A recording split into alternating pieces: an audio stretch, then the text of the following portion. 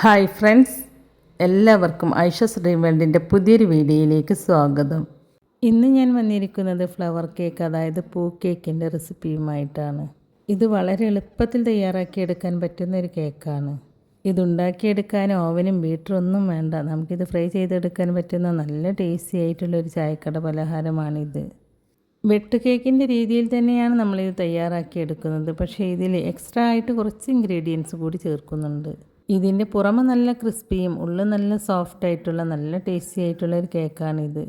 അപ്പോൾ നിങ്ങൾ video skip ചെയ്യാതെ മുഴുവനായിട്ടും കണ്ടു നോക്കൂട്ടെ. എന്നിട്ട് നമ്മുടെ വീഡിയോ നിങ്ങൾക്ക് ഇഷ്ടമാവുകയാണെങ്കിൽ ലൈക്ക് ചെയ്യാനും നിങ്ങളുടെ ഫ്രണ്ട്സിനും ഫാമിലിയിലേക്കൊക്കെ ഈ വീഡിയോ ഷെയർ ചെയ്ത് കൊടുക്കാനും ചാനൽ സബ്സ്ക്രൈബ് ചെയ്യാതെ ആരെങ്കിലും കാണുന്നവരുണ്ടെങ്കിൽ സബ്സ്ക്രൈബ് ചെയ്ത് സപ്പോർട്ട് ചെയ്യാനൊന്നും മറന്നു പോകരുത് കേട്ടോ. അപ്പോൾ ഈ ഒരു കേക്ക് ഉണ്ടാക്കാനായിട്ട് ഞാനിവിടെ 250 ml കപ്പിൽ 2 കപ്പ് മൈദപ്പൊടി ഒരു ബൗളിലേക്ക് ഇട്ട് കൊടുക്കുകയാണ്.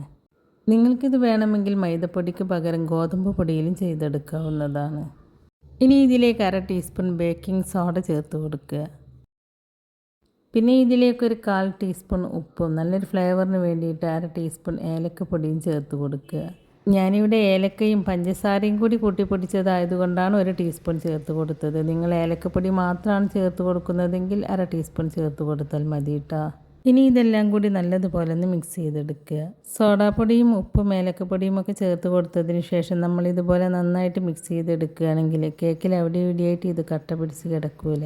ഇതിപ്പോൾ ഞാൻ നന്നായിട്ടൊന്ന് മിക്സ് ചെയ്തെടുത്തിട്ടുണ്ട്. ഇനി നമുക്കിതൊരു സൈഡിലേക്ക് മാറ്റി വെക്കാം. എന്നിട്ടൊരു 3 കോഴിമുട്ട ഒരു മിക്സിയുടെ ജാറിലേക്ക് പൊട്ടിച്ചൊഴിച്ച് കൊടുക്കുക. പിന്നെ ഇതിലേക്ക് 1/2 കപ്പ് പഞ്ചസാര ചേർത്ത് കൊടുക്കുക. ഇതൊരു മീഡിയം മധുരം ഉണ്ടാവുള്ളൂ കേട്ടോ. ഇനി നിങ്ങൾക്ക് ഇതിലും കൂടുതൽ മധുരം വേണമെന്നുണ്ടെങ്കിൽ അപ്പോൾ ഒരു 3/4 കപ്പ് പഞ്ചസാര ചേർത്ത് കൊടുക്കുക. പിന്നെ ഇതിലേക്ക് നല്ലൊരു ഫ്ലേവറിന് വേണ്ടിയിട്ട് 1/2 ടീസ്പൂൺ വാനില എസൻസ് ആണ് ചേർത്ത് കൊടുക്കുന്നത്. വാനില എസൻസിന് പകരം നിങ്ങളുടെ അടുത്ത് പൈനാപ്പിൾ എസൻസ് ഉണ്ടെങ്കിൽ അതും ഇതിലേക്ക് ചേർത്ത് കൊടുക്കാവുന്നതാണ്. പിന്നെ ഇതിലേക്ക് ഒരു പിഞ്ച് യെല്ലോ ഫുഡ് കളറാണ് ചേർത്ത് കൊടുത്തിട്ടുള്ളത്. ഇത് ഓപ്ഷനിലാണ്, നിങ്ങൾക്ക് താല്പര്യം ഉണ്ടെങ്കിൽ മാത്രം ചേർത്ത് കൊടുത്താൽ മതി. അപ്പോൾ ഞാനിതിൽ പഞ്ചസാര നല്ലതുപോലെ അലിയുന്നത് വരെ ഇത് നന്നായിട്ടൊന്ന് അടിച്ചെടുത്തിട്ടുണ്ട്. ഇനി ഇത് നമ്മൾ നേരത്തെ മാറ്റി വെച്ച മൈദയുടെ മിക്സിലേക്ക് മുഴുവനായിട്ടും ഒഴിച്ച് കൊടുക്കുക. നമ്മൾ ഈ മാവ് കുഴച്ചെടുക്കുന്നത് വെള്ളമൊന്നും ചേർത്ത് കൊടുത്തിട്ടല്ല, ഈ മുട്ടയുടെ മിക്സിലാണ് നമ്മളിത് കുഴച്ചെടുക്കുന്നത്. ഇനി ഇതിലേക്ക് 1 ടേബിൾ സ്പൂൺ ഗീ ചേർത്ത് കൊടുക്കുക. ഗീക്ക് പകരം നിങ്ങൾക്ക് വേണമെങ്കിൽ ഇതിലേക്ക് ബട്ടറും ചേർത്ത് കൊടുക്കാവുന്നതാണ്. ഇനി നമ്മളിതൊന്ന് കുഴച്ചെടുത്തതിന് ശേഷം നോക്കാം കേട്ടോ ഇതിലേക്ക് എക്സ്ട്രാ ആയിട്ട് പൊടി ചേർത്ത് കൊടുക്കണോ എന്നുള്ളത്.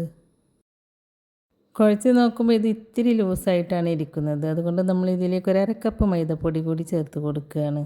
നമ്മളിതിലേക്ക് 2 കപ്പ് മൈദപ്പൊടി കൂടാതെ ഇപ്പോൾ 1/2 കപ്പ് മൈദപ്പൊടി കൂടി ചേർത്ത് കൊടുത്തിട്ടുണ്ട് കേട്ടോ.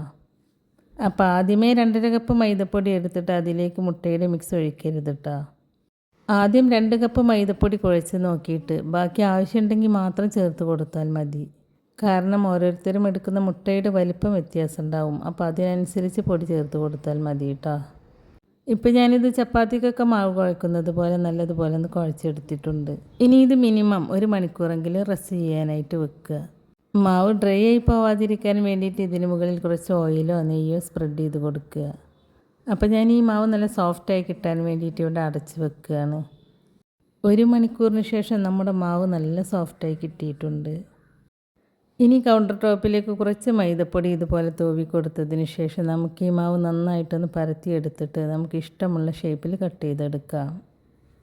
കട്ട് ചെയ്തെടുക്കുമ്പോൾ നിങ്ങൾ ഫ്രൈ ചെയ്തെടുക്കുന്ന പാത്രത്തിൻ്റെ അളവനുസരിച്ച് ഇതിൻ്റെ കട്ടി നിങ്ങൾക്ക് തീരുമാനിക്കാം. ഞാനിതിവിടെ ഒരു കുഞ്ഞു ചീനച്ചട്ടിയിലാണ് ഫ്രൈ ചെയ്തെടുക്കുന്നത്. അപ്പോൾ അതിനനുസരിച്ചുള്ള കട്ടിയിൽ പരത്തിയിട്ടാണ് കേട്ടോ ഞാനിത് കട്ട് ചെയ്തെടുക്കുന്നത്. കണ്ടോ, ഞാനിതിവിടെ ഈ ഒരു കനത്തിലാണ് കേട്ടോ പരത്തിയെടുത്തിട്ടുള്ളത്.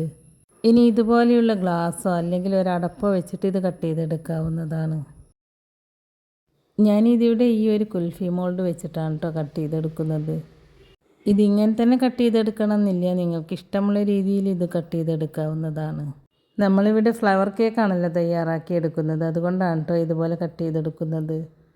കട്ട് ചെയ്തെടുത്തതിന് ശേഷം ബാക്കി വരുന്ന ഭാഗം ഒന്നും കൂടി കുഴച്ചെടുത്തതിന് ശേഷം ഇതുപോലെ പരത്തിയെടുത്തിട്ട് കട്ട് ചെയ്തെടുത്താൽ മതി കേട്ടോ.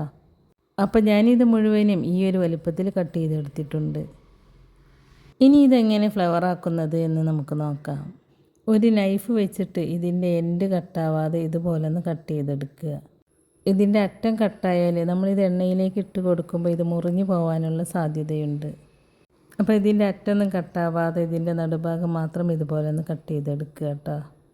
അപ്പോൾ ഞാനിതെല്ലാം ഇതുപോലെ കട്ട് ചെയ്തെടുത്തിട്ടുണ്ട്. ഇനി നമുക്കിത് ഫ്രൈ ചെയ്തിട്ടെടുക്കാം. അപ്പോൾ ഇത് ഫ്രൈ ചെയ്തെടുക്കാനായിട്ട് ഞാനൊരു ചീനച്ചട്ടിയിൽ എണ്ണ നല്ലതുപോലെ ചൂടാക്കി എടുത്തിട്ടുണ്ട്. ഇനി ഈ എണ്ണയിലേക്ക് ഇതുപോലെ ഓരോന്നായിട്ട് ഇട്ട് കൊടുത്തിട്ട് ഫ്രൈ ചെയ്തിട്ടെടുക്കുക. ഇത് എണ്ണയിലേക്ക് ഇട്ട് കൊടുക്കുമ്പോൾ എണ്ണയ്ക്ക് നല്ല ചൂടുണ്ടാവണം. എണ്ണയിലേക്ക് ഇട്ട് കൊടുത്തതിന് ശേഷം കുറഞ്ഞ തീയിൽ വെച്ച് കൊടുത്തിട്ട് ഫ്രൈ ചെയ്തിട്ടെടുക്കുക.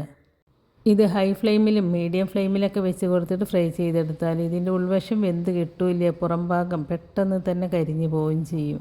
അതുകൊണ്ട് നിങ്ങളിത് ലോ ഫ്ലെയിമിൽ വെച്ച് കൊടുത്തിട്ട് തന്നെ വേണം കേട്ടോ ഫ്രൈ ചെയ്തെടുക്കാനായിട്ട്.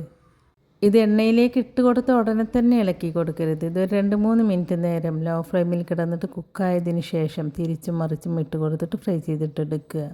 അപ്പോൾ ഞാനിത് മുഴുവനും ഇവിടെ ഫ്രൈ ചെയ്തെടുത്തിട്ടുണ്ട്. ഞാനിതിനു മുമ്പ് ആട്ടപ്പൊടി കൊണ്ട് മിനി വെട്ട് കേക്കിൻ്റെ വീഡിയോ പോസ്റ്റ് ചെയ്തിട്ടുണ്ടായിരുന്നു. അതിൻ്റെ ലിങ്ക് ഞാൻ ഡിസ്ക്രിപ്ഷനിൽ കൊടുക്കാം. കാണാത്തവരുണ്ടെങ്കിൽ അതൊന്ന് കണ്ടു നോക്കൂ കേട്ടോ. അപ്പോൾ റവയൊന്നും ചേർക്കാതെ നല്ല ടേസ്റ്റി ആയിട്ടുള്ളൊരു വെട്ട് കേക്കാണ് നമ്മളിവിടെ തയ്യാറാക്കി എടുത്തിട്ടുള്ളത്. ഇതിൻ്റെ പുറമെ നല്ല ക്രിസ്പിയും ഉള്ളിൽ നല്ല സോഫ്റ്റുമാണ്. ഇതുണ്ടാക്കിയെടുക്കാനും വളരെ എളുപ്പമാണ്. അപ്പോൾ നിങ്ങൾ ഇതുപോലെ വെട്ട് കേക്ക് ഉണ്ടാക്കി നോക്കിയിട്ടില്ലെങ്കിൽ ഇതുപോലെ ഒന്ന് ഉണ്ടാക്കി നോക്കൂട്ടോ. എന്നിട്ട് അതിൻ്റെ അഭിപ്രായം നമ്മുടെ കമൻറ്റ് ബോക്സിൽ എഴുതി അറിയിക്കാനും മറക്കരുത്. അപ്പോൾ നമ്മുടെ ഇന്നത്തെ ഈ വീഡിയോ നിങ്ങൾക്ക് ഇഷ്ടമായിട്ടുണ്ടാവുമെന്ന് വിചാരിക്കുന്നു. ഇഷ്ടമായിട്ടുണ്ടെങ്കിൽ ലൈക്ക് ചെയ്യാനും നിങ്ങളുടെ ഫ്രണ്ട്സിനും ഫാമിലിയിലേക്കൊക്കെ ഈ വീഡിയോ ഷെയർ ചെയ്ത് കൊടുക്കാനും ചാനൽ സബ്സ്ക്രൈബ് ചെയ്യാതെ ആരെങ്കിലും കാണുന്നവരുണ്ടെങ്കിൽ സബ്സ്ക്രൈബ് ചെയ്ത് സപ്പോർട്ട് ചെയ്യാനൊന്നും മറന്നു പോകരുത് കേട്ടോ. സബ്സ്ക്രൈബ് ചെയ്യുമ്പോൾ നോട്ടിഫിക്കേഷൻ ബെല്ല് കൂടി ഓണാക്കി വെക്കുകയാണെങ്കിൽ ഞാൻ പുതിയ റെസിപ്പീസ് അപ്ലോഡ് ചെയ്യുമ്പോൾ അതിൻ്റെ നോട്ടിഫിക്കേഷൻ നിങ്ങൾക്ക് കിട്ടുന്നതാണ്. അപ്പോൾ ഇൻഷാ അല്ലാഹ് പുതിയ റെസിപ്പീസുമായി ഞാൻ വീണ്ടും വരാം. Thank you.